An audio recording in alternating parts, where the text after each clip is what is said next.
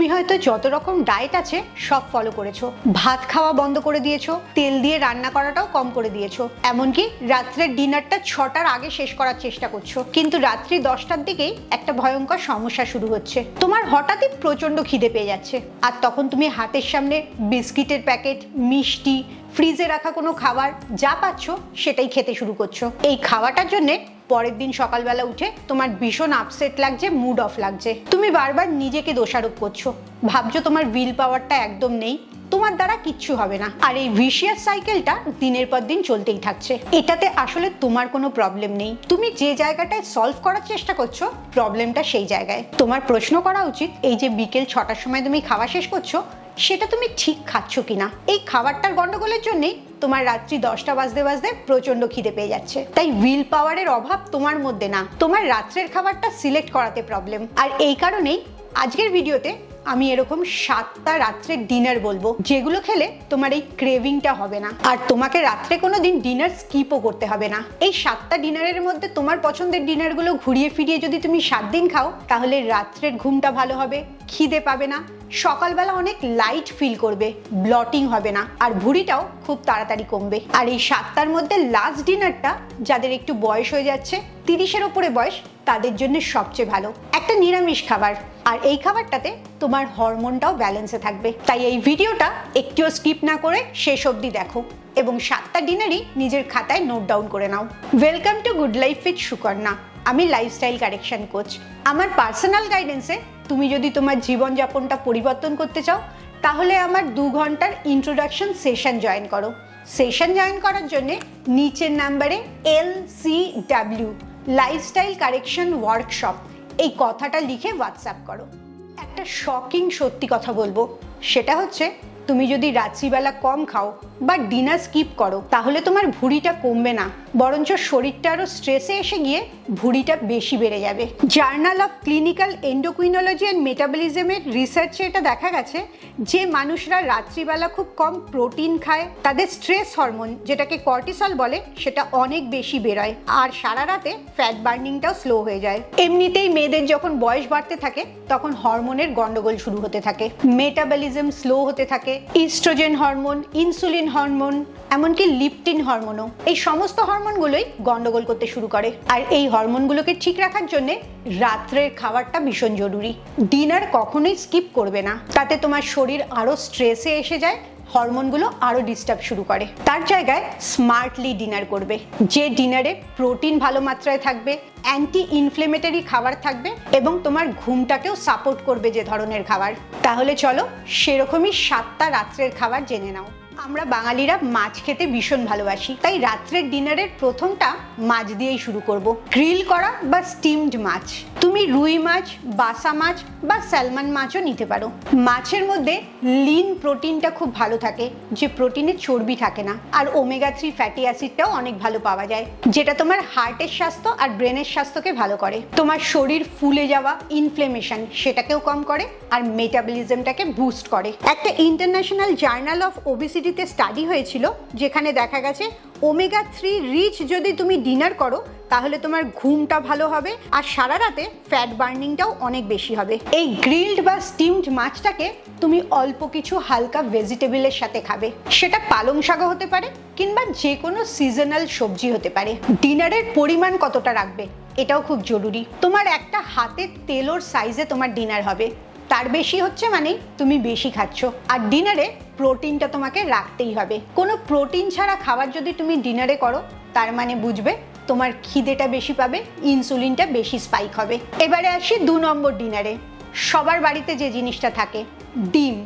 ডিমের ভুজিও খেতে পারো বা সেদ্ধ ডিমও খেতে পারো। ডিমের মধ্যে 9টা এসেনশিয়াল অ্যামাইনো অ্যাসিড থাকে যেটা প্রোটিনের চেনটাকে কমপ্লিট করে, আর এই কারণে ডিমটা তোমার টিস্যুকে রিপেয়ার করতে এবং মেটাবলিজমটাকে ঠিক রাখতে সাহায্য করছে। নিউট্রিশন রিসার্চে এটা দেখা গেছে তুমি যদি রাত্রে ডিম খাও তাহলে তোমার অনেকক্ষণ পেটটা ভর্তি থাকবে, আর রাত্রিবেলা যে স্ন্যাকিং করার ইচ্ছে হয় সেটা একদম হবে না। তুমি ডিমটা সেদ্ধ করে ওপরে একটু চাট মশলা দিয়েও খেতে পারো, কিংবা ডিমটাকে কিছু সবজির সাথে ভুজি করেও খেতে পারো, যেটাকে স্ক্র্যাম্বলড এগ বলা হয়। যেভাবেই ডিমটা খাও না কেন সেটা তোমার উপকারেই আসবে। ঘুমের মধ্যে শরীরটা নিজেকে রিপেয়ার করে, তার জন্য প্রোটিনটা রাত্রে খাওয়া ভীষণ জরুরি।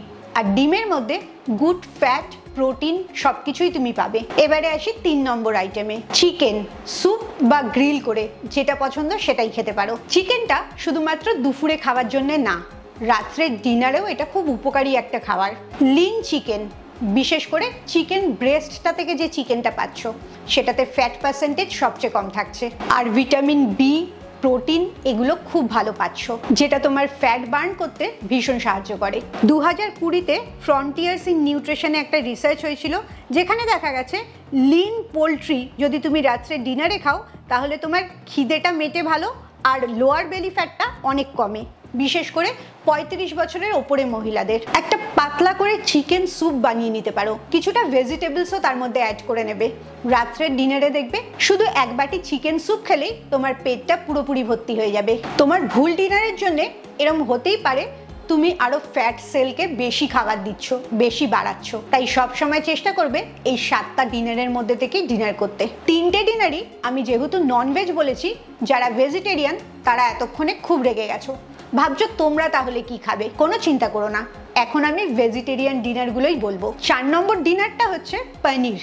সেটা তুমি তরকারি করে বা ভুজি করে যে কোনোভাবেই খেতে পারো। পনিরের মধ্যে ক্যাসিন প্রোটিনটা অনেক বেশি আছে, যেটা খুব ধীরে ধীরে হজম হয়, তাই পনির খেলে অনেকক্ষণ পেটটা ভর্তি থাকে। আর রাত্রিবেলা ডিনারে খাচ্ছ বলে রাত্রে তোমার মাসেলটাকেও এই পনিরের প্রোটিনটা রক্ষা করছে, লস হতে দিচ্ছে না। আমেরিকান জার্নাল অফ ক্লিনিক্যাল নিউট্রিশনে এটা কনফার্ম করেছে ক্যাসিন ওভারনাইট তোমার মেটাবলিজমটাকে ইমপ্রুভ করে। তুমি পনিরের সাথে ক্যাপসিকাম, পেঁয়াজ, টমেটো এরকম নানা রকম সবজি দিয়ে একটু সতে করেও খেতে পারো। তাতে একটা কালারফুল ডিশ হচ্ছে আর সব রকম নিউট্রিয়েন্ট তুমি পাচ্ছ।